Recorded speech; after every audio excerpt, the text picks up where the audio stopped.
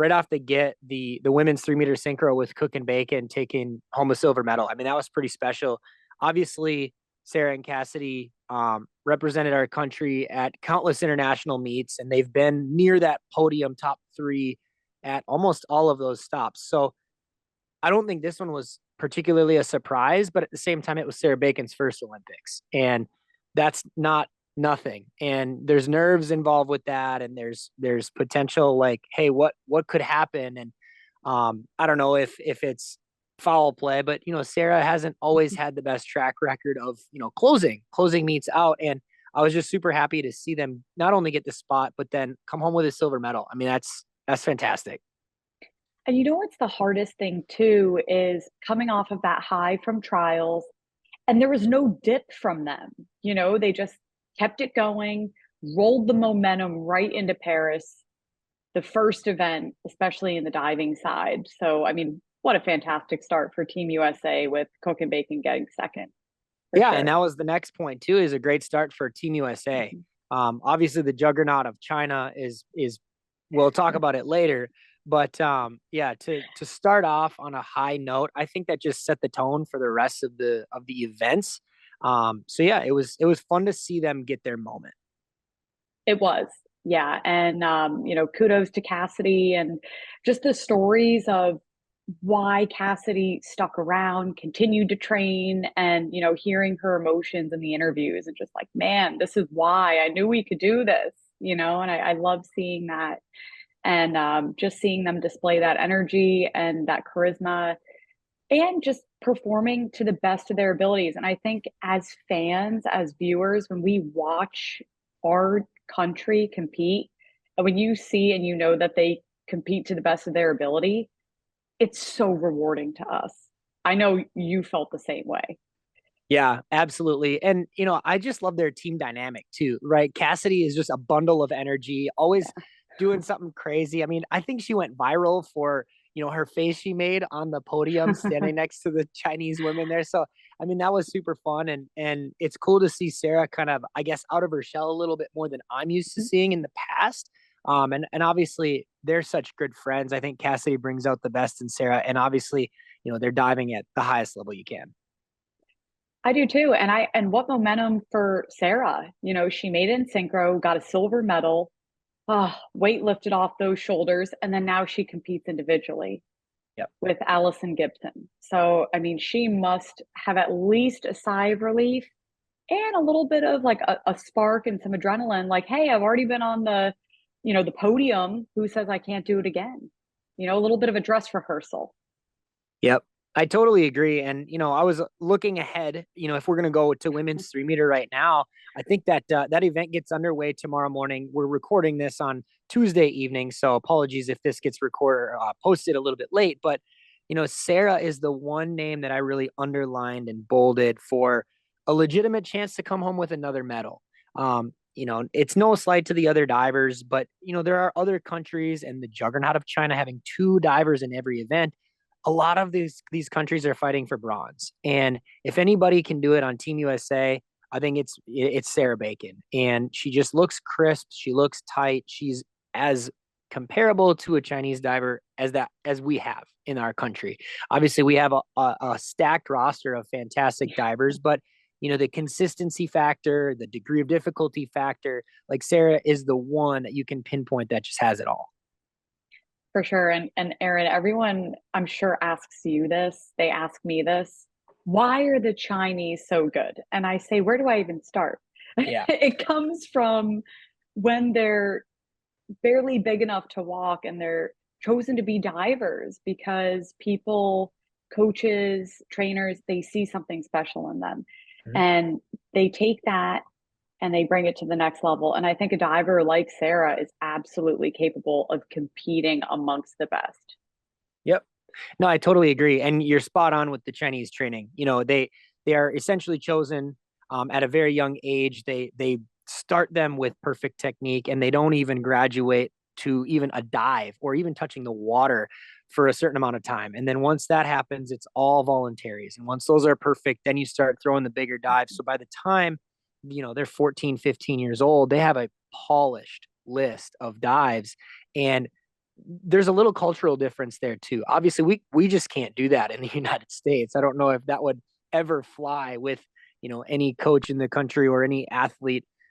We can emulate it as much as we possibly can, but our schooling system is a little bit different. You're going to have to choose to homeschool, and there are just so many factors that the way China does things, it probably can't be done in the United States, and that's not a bad thing. It's just a different thing, and it's impressive when we have a Sarah Bacon that can hang, given the different structure that we have set up for our youth group diving. For sure. I have to bring this up just because it comes to my mind every time I talk about this, but I dove at SC in LA with Hong Ping Lee, and he would remind us, he would say, you guys choose to be here. I was chosen to dive. And just talking about that dynamic and the culture, being one of the Chinese divers and a great one. And it was just so interesting to hear that dynamic. And it almost motivated me because I wanted to perform to the best of my ability for him. It was just Mhm. it was a pride thing. Yeah, But sorry, I kind of bounced around a little bit. Went to the individual 3 meter. We can go back in the order. sure. I think women's 10-meter synchro was next. Yes, that was the next event. We had a athlete in, obviously the 10-meter synchro. We did not have a team represented. But again, China coming out on top of that one. But yes, you're exactly right. Women's 10-meter synchro, we had Delaney Schnell and Jessica Parado representing us. They end up finishing sixth place. China first, North Korea second, and then Great Britain third. So basically, the big takeaway for me is this on 10-meter, whether it's women or men or synchro, it's just always a close competition, especially for that third place medal, sometimes for second place.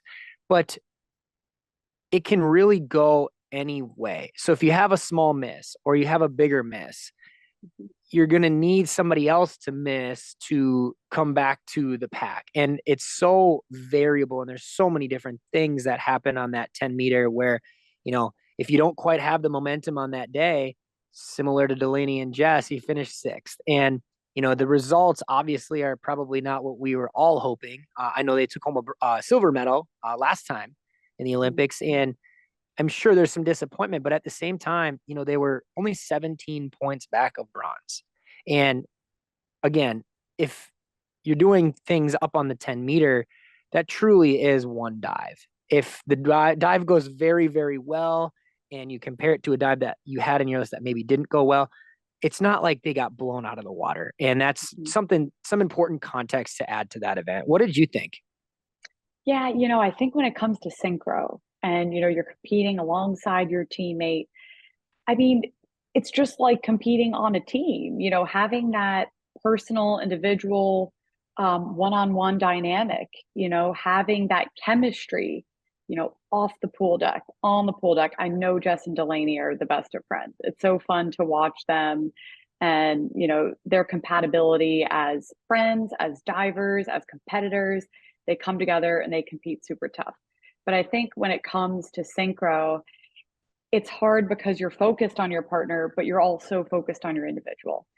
They tried to take it one dive at a time, and I think they did a good job of if they slightly missed, like the next dive was slightly better. So I think they had a lot to build from, and they both had really emotional posts after the event, saying, maybe this isn't the way we wanted to come out, but super proud and excited to represent our country. And then again, Delaney having to turn around, compete individually, I know is not easy because when she was competing in synchro, she had that on her mind.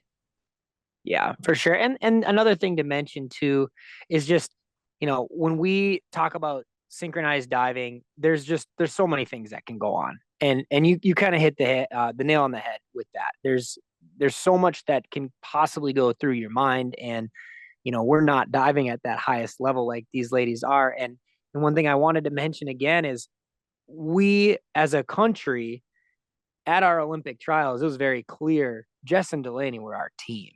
And, just because they maybe didn't have their best five dives in this moment, like they're still our best team.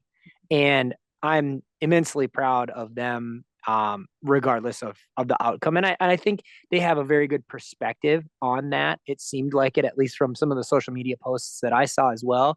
But it's never fun when you have a goal and you don't accomplish that goal. Yeah, I'm seriously so proud of them as well, especially, they competed several years ago in Tokyo and then continued to train and work hard. Delaney focusing individually as well. And she got engaged and she's planning a wedding and life happens too. So, with synchro, it's just you're so focused on your partner, your individuality that sometimes some things can overlap a little bit, but I think they did a great job. Like I said, coming back when maybe a dive they didn't hit as well as we know they can hit the dive because we've seen them do it so many times. Yep. Yep. And there's definitely something to that whole wedding planning. I just got married about 2 weeks ago. And there's a lot that goes on. So I don't know how deep into the planning process Delaney is, but securing a venue, securing a caterer, all of those things eventually they have to be dealt with. So just pushing it kind of aside while you compete in the Olympics is probably something that's easier said than done. And it's been fun to talk to Delaney about it too, because I know she's been slowly trying to plan it, but she's like, I'm going to wait till after the Olympics because I need to focus on one thing at a time. And not everyone is as blessed to compete in Olympic Games and then get married and come off of this high. But I appreciate you being on this podcast with me just after you got married. I mean, we got to take a break for a second. How was your wedding? Are you still on cloud nine? Yeah, so I mean, it was the best day of my life, and that was the best way that I can possibly encompass it. I mean, everything went as according to plan as we could have imagined. The venue was beautiful. The people to work with showed up on time, and the food was fantastic. My family was there. Her family was there. We had about 250 people, so it was a pretty big size wedding. The weather cooperated, so it was outside.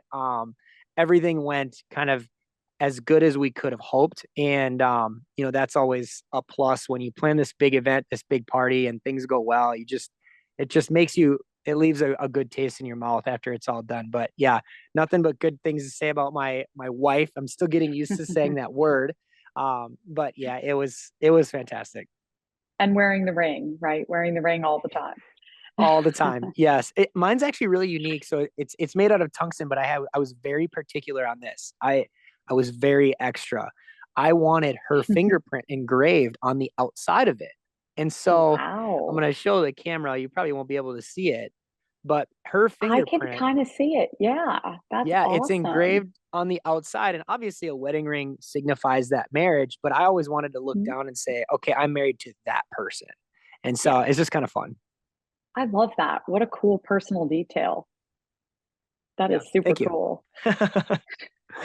Weddings, the Olympics, hey, life happens and it's all really, really exciting stuff.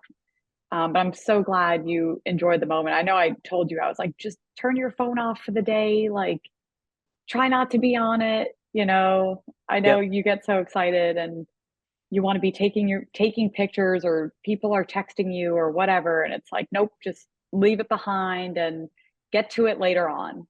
Yep. It was awesome. And that's what we both did. And it turned out great. For sure. But yeah, so from women's 10-meter synchro, men's 3-meter synchro, the US ended up getting eighth place. Tyler Downs, Greg Duncan. I thought overall it was a super competitive event. I mean, the Mexicans, the Chinese going back and forth and back and forth. And I think only 2 points separated them at the end. The Chinese won by two. I mean, that was such a close competition. And I thought Tyler and Greg did a nice job of finishing their competition strong. Their last dive was a good one to go out in. Yeah, I loved watching this competition. It was one of my favorite ones so far. Like you mentioned, China and Mexico kind of battling back and forth, Great Britain in third. What I loved and what the judges kind of showed me is with this Mexican team, you don't have to have matching approaches. It's pretty incredible to see how they're usually you pair synchronized divers together with wow, they've got a really similar style. And the two of them, I think, have a bit of a different one. Oh yeah. Yeah, the only common ground as far as when I watch their diving is they're both very strong and they're both very Yes. very powerful. And so Mhm. it getting the steps to time up well when they're on the end of the board, I'm sure was a challenge, but once they both landed on the end of the board, that's when they started to look more in sync. Just those Yes. steps getting there, they didn't match at all. And so I was really curious to see how the judges were going to score that because your first four steps to the end of the diving board, technically you are judging your Mhm. synchro and they are not in sync. And then they finally clicked on the end of the board and it was like, wow, this team is fantastic. So I just think that goes to show anybody that, if you have the right dives and not necessarily the exact same synchro of steps getting to the end of the board, you can pair up with anybody and be successful. Yeah, and they were beyond successful. They beat the personal best by I think it was 24 points. I mean, it was really, really fun to watch them and just that back and forth battle between them and the Chinese. And props to Tyler Downs, Greg Duncan for holding it in there and doing an excellent job as well. Yeah, and I definitely wanted to touch on Team USA a little bit too. Um, you know, Going back to that first conversation, Sarah Bacon, first time Olympian. This is the same thing for Greg Duncan. He's never been at an Olympic Games before, and the first two dives, as we know, are voluntaries. You can kind of get your way through voluntaries without a ton of nerves, but that first optional, like you're on the biggest stage, you've accomplished Yeah. your goal, you're here, all the lights are on you. And that double out, unfortunately, he just kind of crowded the end of the board. And when he went to push, fell off. But I saw a little bit of negative sentiment online, and it was frustrating because these two men are incredibly in sync and incredibly beautiful divers. Might not have the highest degree of difficulty, but the reason they win is because they're so clean and so pretty and so beautiful. And so, yeah, of course, the results wasn't what anybody wanted, but I would still send this team back. I mean, they earned their spot at our trials. They beat a very formidable team and they earned their way there. And so mad respect to both Greg and Tyler for their showing, even though, yes, of course, we had a little mishap on that double twister. Yes, and that happens. It just like any other competition. I know all these athletes, they've said, yes, this is the Olympic Games. We're so excited. However, we're not treating it any differently than any other competition that we've been working towards. And I think that's a great approach. And things happen. And you see it amongst all the different sports at the Olympic Games. You see it amongst all the different divers. I mean, just you wake up and it's either a great day, you take it one day at a time, one dive at a time, and kind of go with the flow, trust your training, trust the process completely. Yep. Yeah, that's all I had to add there. Kind of my next piece was just like looking ahead. First of all, I did like a little medal count type of deal, and it's all online, and this I just kind of copied the information. But currently, the United States is tied for fourth with Mexico. Obviously, the lone silver medal for Mexico, men's 3 meter synchro, for us, women's 3 meter synchro, and we're behind China, Great Britain, and North Korea.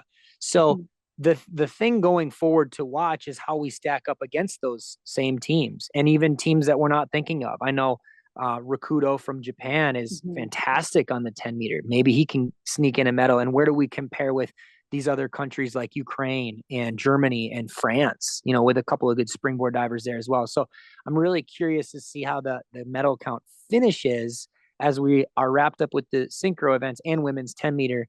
We're sitting in tied for fourth place. Yeah, I think that's a really interesting perspective. The Olympics to me just seems like this 2 week holiday. I love it because diving is nicely spread out and it gives us time to process the events, but also look ahead to what's Mhm. coming up. So, no, I think this Team USA roster, it's just interesting because it's made up of some first timers, Carson Tyler, Sarah Bacon, and some veterans, Jessica Prado, Delaney Schnell, the list goes on, Andrew Kappa, Bianco. So I think it shows us how much promise that our divers have in the future. And I'm so excited to see what we can put together for Los Angeles because I think it's going to be pretty dangerous.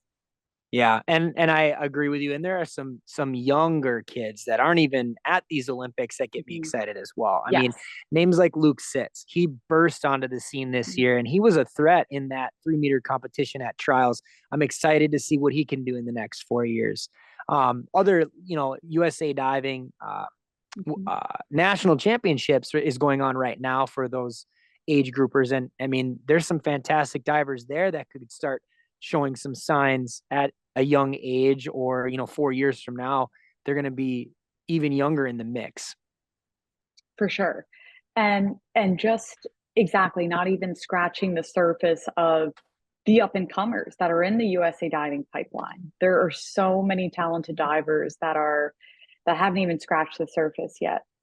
And I think one of the first timers at this game that's really stood out to me is Carson Tyler. I mean, I think he had a great showcase today. Both him and Andrew have made it to the semifinals. I think he's just such a fun competitor to watch. He's got that like very serious yet relaxed approach. I don't really know how to explain that or put that Yep. together because he dives loose, but he's super locked in. And it's just so much fun to watch him compete. And Andrew as well. I mean, we've seen Andrew and what he can do, what he's capable of. I know he has been in Paris for like 3 weeks now. So it's like, it's a long time to stay focused, stay engaged, stay locked in, which I think he's done a really great job of. And yeah, I'm excited to see what they can put together tomorrow. Yeah, no doubt about it. And, I've joked on our podcast that I'm the president of the Carson Tyler fan club. And Yeah, the kid can do it all. One yeah. one storyline on that men's 3 meter, specifically with Andrew and Carson, that's worth noting is, you know, the Chinese kind of have it figured out where they match up the pretty diver and the power diver. They have it all. They have both. Andrew and Carson kind of represent each of those avenues. Andrew, all the power in the world, a huge degree of difficulty list, sometimes struggles with some of that consistency, especially his back 3.5. It's a hard dive. And then Carson is the total opposite. He's ultra clean, ultra beautiful, doesn't have the highest degree of difficulty, but when you watch him, it's like, okay, something crazy is about to happen, and he may disappear under this water without a single ripple. And so both guys really draw my eyes to the screen, but for very different reasons. And it's fun to get kind of encapsulated by that competition and what's going to happen. Yeah, I love that. The power of Andrew Capabianco. If he can do a dive, he can add a flip to it. He can add a twist to it. He's so strong. He's so powerful. Both of them are so fun to watch, and I love that they're both in this event together because I mean they just complement each other's diving. Yep, absolutely. It's going to be really, really fun to watch them. I did wake up early this morning to watch the prelim, and I don't know that I'll be doing that again. Yeah, these early times have been tough. You know, sometimes you get up, sometimes you're like, oh, I'll record it or, watch it live, go with the flow. But with Paris being so far ahead, you got to do what you got to do. Yeah, 3 a.m. was a little rough today. I'm starting to feel a little bit tired, but we're pushing A through. little bit rough. I got to ask you, aside from diving, what have you enjoyed watching? Ooh, that's a great question. I've gotten into table tennis a little bit. I was watching the badminton gold medal match for Mhm. the women. That was crazy, super fun to watch. I love watching sand volley or beach volleyball. That Yeah. always kind of gets me. I've had, I think, maybe one of the men's basketball games on, but with the and I'm huge on swimming. I know, our diving community sometimes that can sometimes we draw a line, but I love watching fast swimming, and I love watching the best do what they do. So I've been all in on the swimming. I've been all in on the gymnastics and Simone Biles and her journey. I'm Mhm. really invested in track. So I mean, I simply cannot get enough Olympics. I listened to a golf podcast and they recapped the men's golf action, and my favorite guy Scotty Scheffler won that. So I mean, it's just the Olympics are the best. And I think it's a benefit that they're only 4 years because we all get so excited about it. Mhm. But I'm going to throw that right back to you. What have you been watching other than diving? Literally everything you just mentioned. I mean, I have been totally locked in. If I'm not watching it on TV live or prime time Paris recap, or on my phone on the Peacock app, I mean, I have been fully engaged in everything. I really enjoyed the track as well. Mhm. It's been Thomas won the gold medal. It's been so much fun just to kind of, like you said, keep track of the medal counts, and just be fully immersed in all the different sports, and maybe some that you're like, hey, I'm kind of curious learning more about that sport. So yeah, pretty much everything, and I don't want it to end. Yeah, I'm with you. I'm very much with you on that. Oh my gosh, I'm So super we excited for LA. yeah, we already talked about women's 3 meter individual with Sarah Bacon and Allison Mhm. Gibson. So the only remaining event we haven't touched on is the men's 10-meter individual. And kind of an interesting story is Brandon Losciavo sneaking in at the last moment. For those of you that don't know, there was an athlete that dropped out. I don't know who that was or what the reason was, but sounds like Brandon Losciavo was the first man kind of not invited. And then with the dropout, he gets the call, come on over to Paris. Let's see what you got. And he gets to compete on the men's 10-meter with Carson Tyler. I mean, what a storyline. I couldn't even imagine what that, a little bit of a disappointment after trials, like, oh, I'm not going. And then a quick turnaround, you get the call. It's like, no, you are. Like, make sure you have your passport ready, your bag packed, like you're going to Paris and you're competing. And these athletes, they train so much for this. So Brando was ready to go, locked and loaded. And I can't wait once he gets back from Paris, can get a moment to breathe, talk to him about it. What was that like? I can only imagine. So I'm so excited. He's had such an incredible NCAA career, and I'm just so excited to watch him and Carson Tyler up on 10 meters. That is going to be a fun event.